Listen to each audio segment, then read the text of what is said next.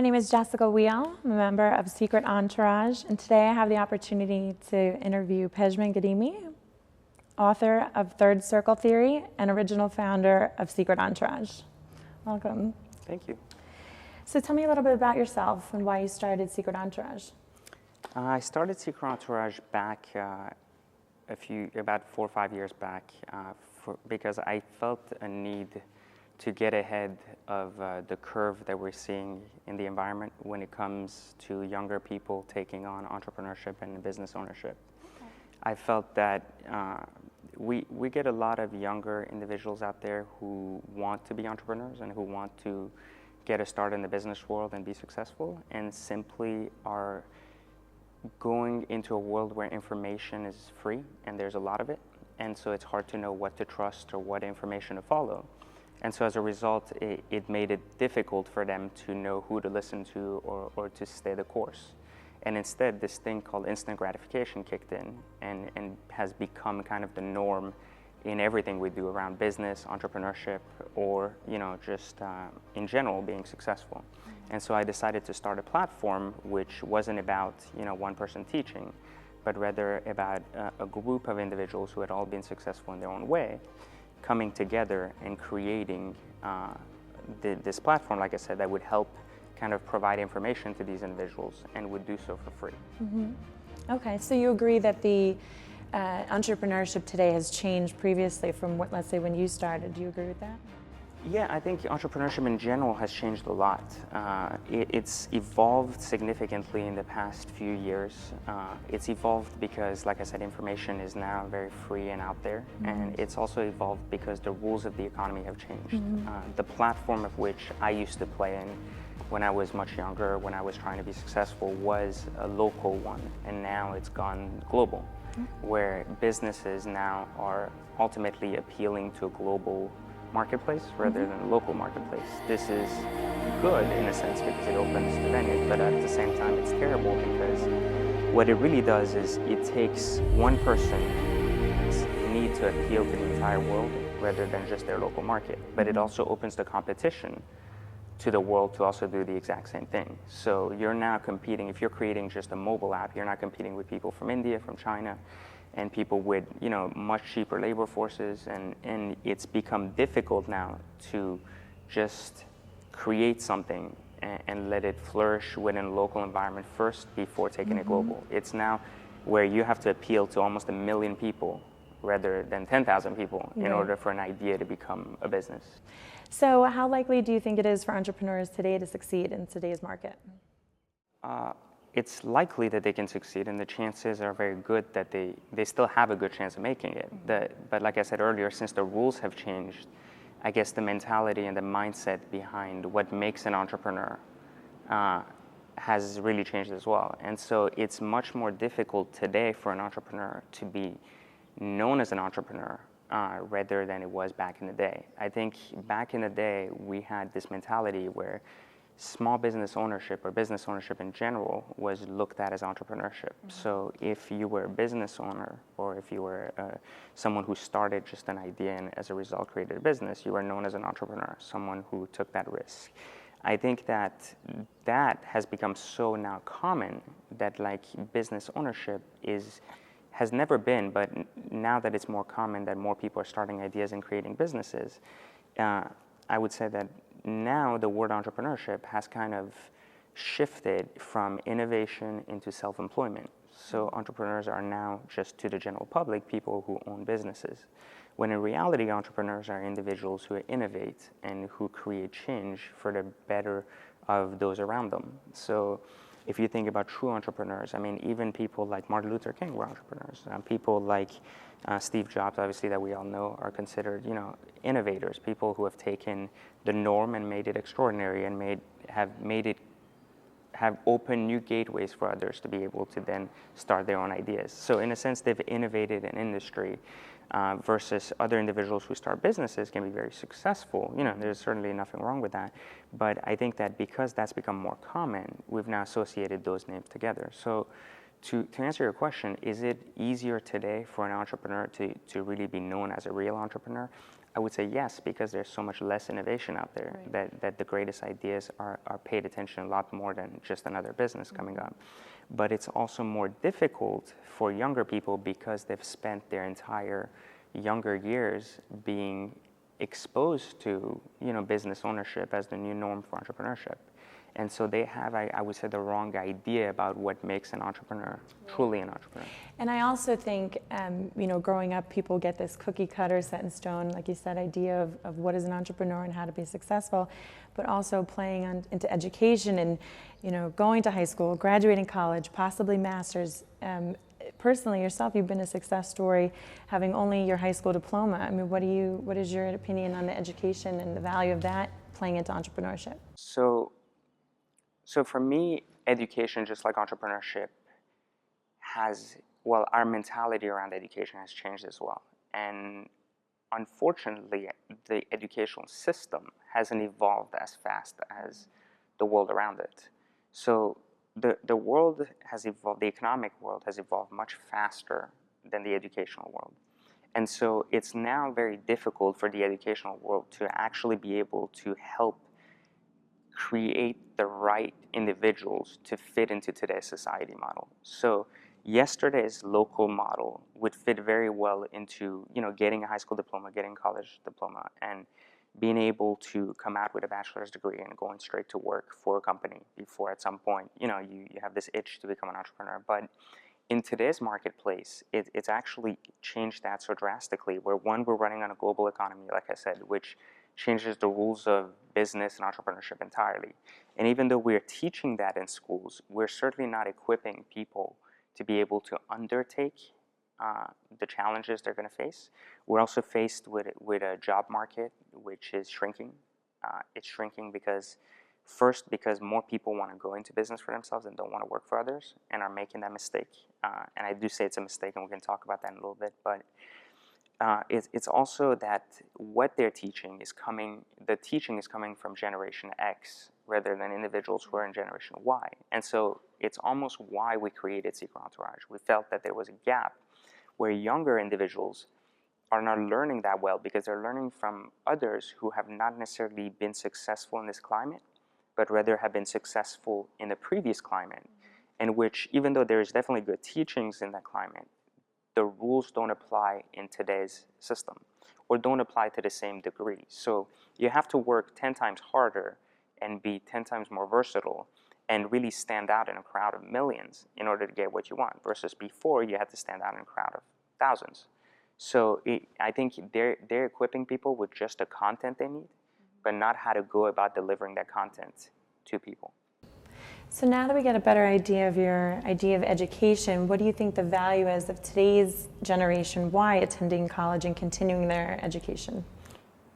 I think that people have to choose for themselves what they want, but ultimately, I think that people don't have to go to college to be successful. Mm-hmm. And so if it holds true that they don't have to go to college to be successful, it also means that if they do choose to go to college, they have to learn to make it count.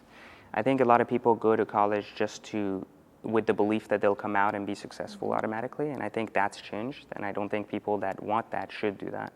I don't think people who want general studies should go to school, because that's a waste of money and time. But I think if someone wants a technical skill, like to be a lawyer, to be a car mechanic or something where you need a certification, then obviously you're forced to go to school, which is okay. Those people should pursue, higher education in that form, especially in the dental, medical, or any other field in that sense. However, I think those individuals who are kind of lost, confused, and don't know where to go, don't have to take that route. And if they choose to, they should take it for the sake of, one, kind of understanding why they're going to college, what they want to get out of it. Two, going into college with the idea that it's more about the experience and the learning rather than just the learning itself. And then also understanding that while they're in college, they're going to have to self-educate themselves more so than just rely on a college degree to make it what they want to make it. Mm-hmm. Well, tying all of your beliefs and experiences, I know that this book is 10 years in the making. It's your baby for Secret Entourage, and it holds all of the viewpoints and the general sense behind Secret Entourage. Tell me a little bit about the book and why you created it. I created Third Circle Theory, and when I say it's 10 years in the making, I'm really referring to the fact that it's taken me 10 years to be able to connect the dots in my own life to understand how to put everything that I've learned and I've seen and that I've been part of together in order to help others. So I've owned a consulting business that's helped a lot of younger individuals as well as small businesses and done a lot of corporate leadership training.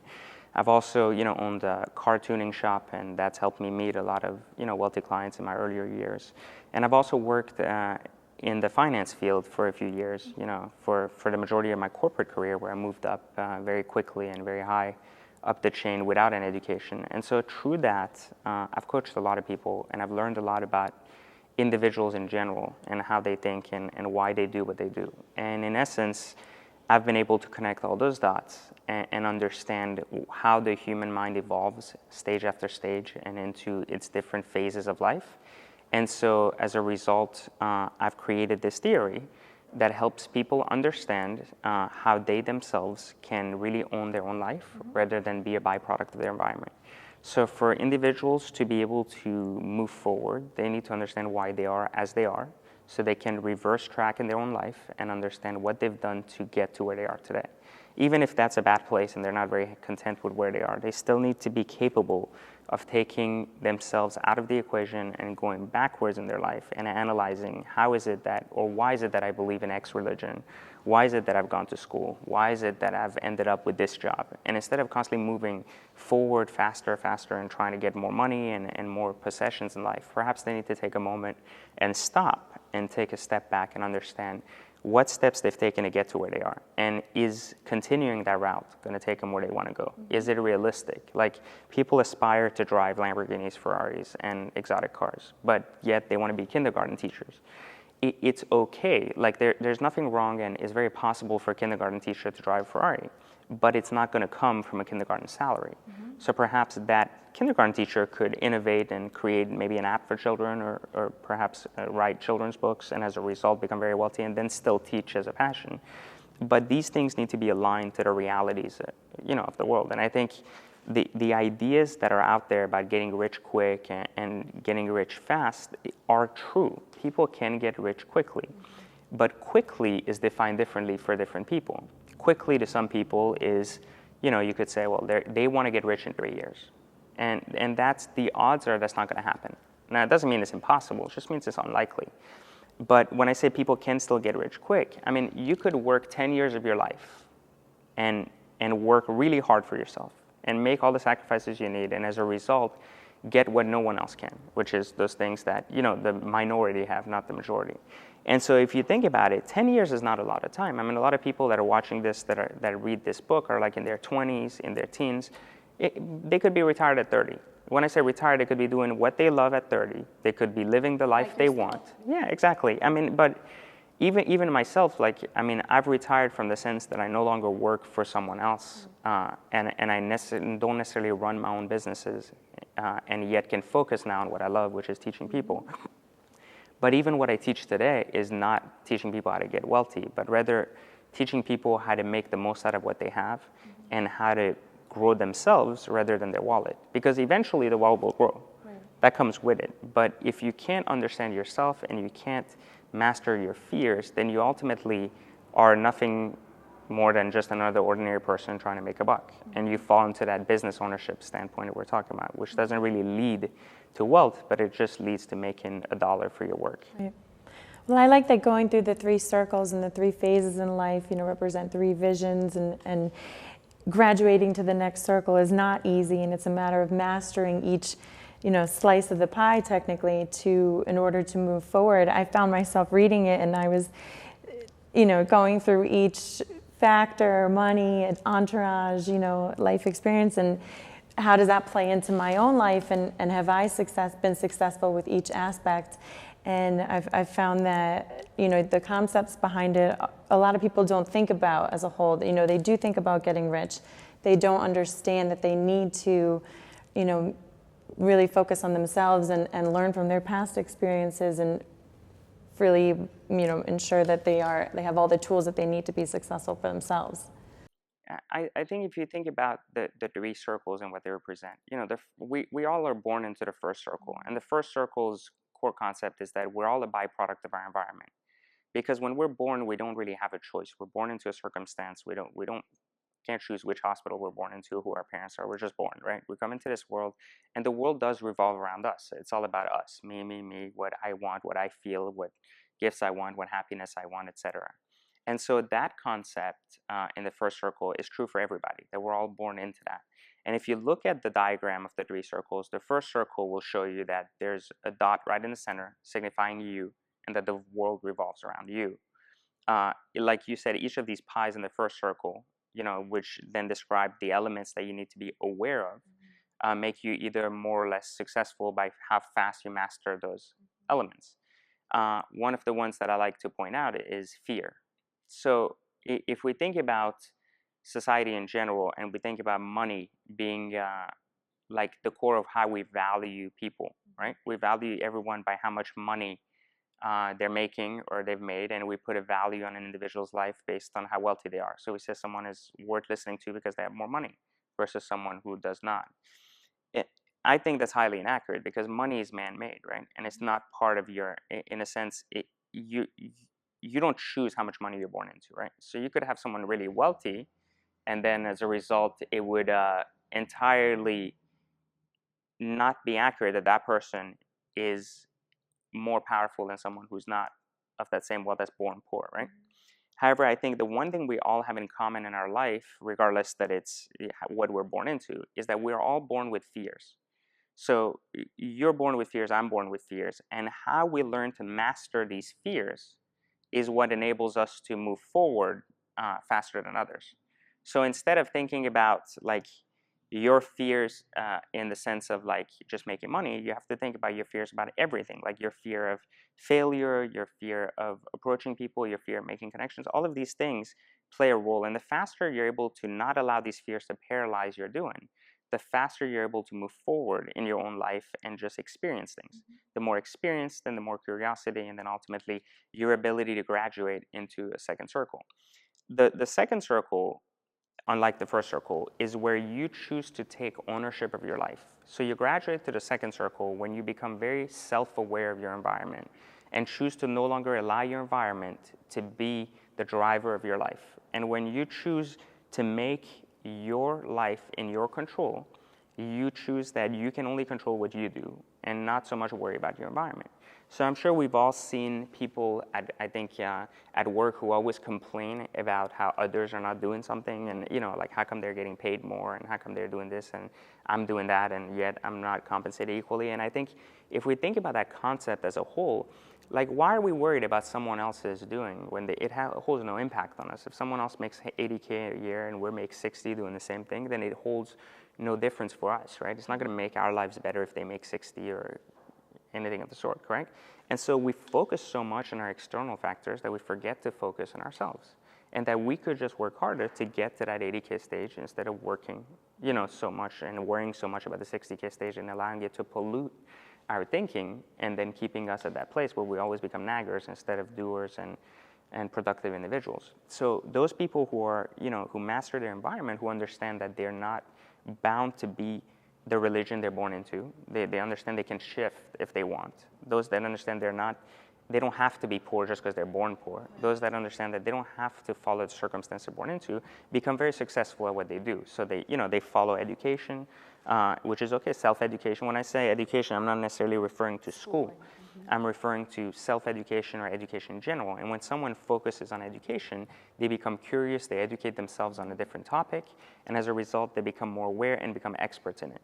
When they become experts at what they do, even if it's a car salesman, once they become experts at doing what they do, then they become good at it. They start making money in that field. And money is a significant aspect of Circle 2, but the one thing that Circle 2 still has, as Circle 1 has, it's still highly focused on the individual itself. So the dot still remains in the center. It is still about ourselves. So it's all about me, and what I want and what I feel and how I want more money. And there's always self-gain involved in it. So even though we're very successful, we're still very self-centered. Right. And so I would say the majority of successful people live in this second circle where they learn to make money. They're very effective on their own as individuals. And so, but very few people then take that next leap forward, which is graduating to the third circle. And the third circle, which is what the whole book is about, the third circle theory, is about how one can take the next phase in their life outside of just being successful and making money. Now, it's good to say that even though people may directly jump into circle 3 from circle 1, and you can read in the book specifically how that happens in very rare cases, it can't be sustained unless someone has gone through the stages of circle 1, circle 2, and then is graduating over to circle 3. And partly because if you go into circle 3, and I'll explain what that is in a moment, without actually graduating from circle 2, you don't possess all the attributes and the skills necessary to sustain your stay in the third circle. And what the third circle is if you'll notice the dot is no longer in the center of the circles. It's focused outside the circles, which what that really means is that the only way true innovation, passion, and vision occur is when somebody removes themselves from the equation. When we talk about the third circle, one good example I like to give is when we talk about love. So love is a selfless act, and a lot of times I think people misinterpret what love is all about. Like when two people are in love, you ask one person why they love the other person, and they'll often tell you because of how they make them feel, how they make them laugh, or how they take care of them. All of these are about how a person feels inside, and not so much about loving someone for who they really are. So I usually pose the next question, which is, if you truly love this person, which you say you do, or you want to marry him, etc., then I'll ask this: would you still love them if they were sleeping next to someone else? And often the answer is like, why would I do that? Well, obviously because most cases we love only to be loved back. We love only because of the feeling we receive back. And so when we love someone only because of how they make us feel, that can't be sustainable because that has variables that change all the time. And so when you think about the third circle, a lot of what's in the third circle is about being selfless and your ability to remove yourself from the equation. So your ability to, which if you'll notice, like I said, the dot is outside the circle, which means that the world no longer revolves around you and the world no longer is about yourself. And therefore, your field of vision is more into the entire picture rather than just what's in front of you or what's around you. So your perspective is now the perspective of everything for truly what it is, rather than the perspective that your beliefs or your past habits or your past fears have allowed you to see. So for example, when you are exposed to everything, you can make a better decision about what's going on around you. And when we think about entrepreneurship, your life, or everything else, being able to remove yourself from the equation and think of yourself from a third perspective without having emotions involved in a sense. So it's not about what you want, but rather the greater good. Then you're able to really create the change you seek in your life. So I think that when we think about entrepreneurship and how that plays in third circle, only when someone is capable of removing their own desires, wants, greed, and fear out of the equation are they able to really innovate the world around them and bring forth a new idea, a new concept, or a new way of doing business. If not, then they fall into the like small business owner spectrum and not the innovator. Small business owners are great fits into the second circle, not so much the third. The third is really that small array of the population that decides that their business, their change, their innovation is worth more than themselves, and the impact it's going to create for the world out there is much more significant than themselves. So based on the third circle being, an elite that have really mastered all of the concepts within the third circle theory, how many people, or what's the percentage of people that you think really graduate, throughout their lives to become in the third circle? Well, not enough, and that's okay. We don't need everybody to be in an innovative stage. People need to build, and we need people to be selfish to a sense, to be able to kind of support these innovative acts. Mm-hmm. I think about 2 to 3% of the population graduates from the second to the third circle, which is a very small amount. Now, it's not statistically proven. I'm just using it based on the amount of innovations we see yearly, come across, and the new technologies, and also just the new ways of doing business that are coming up out there that are actually sustainable and continue to grow. But I think more people, we need that shift to become 5 to 10%, because we need more people to create businesses and ideas on the basis that they're going to drive society forward rather than just create these businesses in order to make a quick buck. It just benefits everyone more, and ultimately the rewards are greater for themselves if they look at the bigger picture rather than the small picture ahead. Right. Now, speaking of rewards, Secret Entourage places an emphasis on lifestyle, luxury lifestyle. How does that tie into everything? So let me tell you about why lifestyle matters. Lifestyle matters because there's so many false gurus and there's so many individuals out there who rent cars, rent houses, pretend, wear fake watches, whatever it is out there, right? And as a result of that, they try to sell the idea of getting rich quick. So they sell the dream to people when they themselves have never acquired it. They're only portraying this image to get more sales, as a result, they're trying to get to the dream themselves. So it is a highly manipulative trait, and I talk about it in the second circle as well. However, there is something to be said. Now, these strategies work because people are motivated by these things. So it only makes sense that those that actually have it need to step up and actually start portraying the same things so that they can actually draw those crowds away from those false gurus into the elements that, there is actual real education behind it. So if it's what it takes to attract people, then we're willing to do it. And we understand that this younger generation needs more of that motivational push that is lifestyle driven than a past generation who was more about black and white text. The world we live in is very gray, and we need that element to motivate that younger generation. And so as a result, we incorporate lifestyle into everything we do, but we don't put that much emphasis on it. We just show it, we really talk about the business behind it, but then portray the structure of everything we talk about through imagery of lifestyle to kind of make the teaching more fun and more engaging for a younger audience. So it simply works, and I think there was a saying before that was like, money talks, wealth whispers. Well, it's about time that wealth starts talking, because money, which is fake money, is starting to talk louder. And if wealth continues to whisper, then we certainly won't ever get to a place where people are learning the right elements. How can people interested in Secret Entourage participate within the group?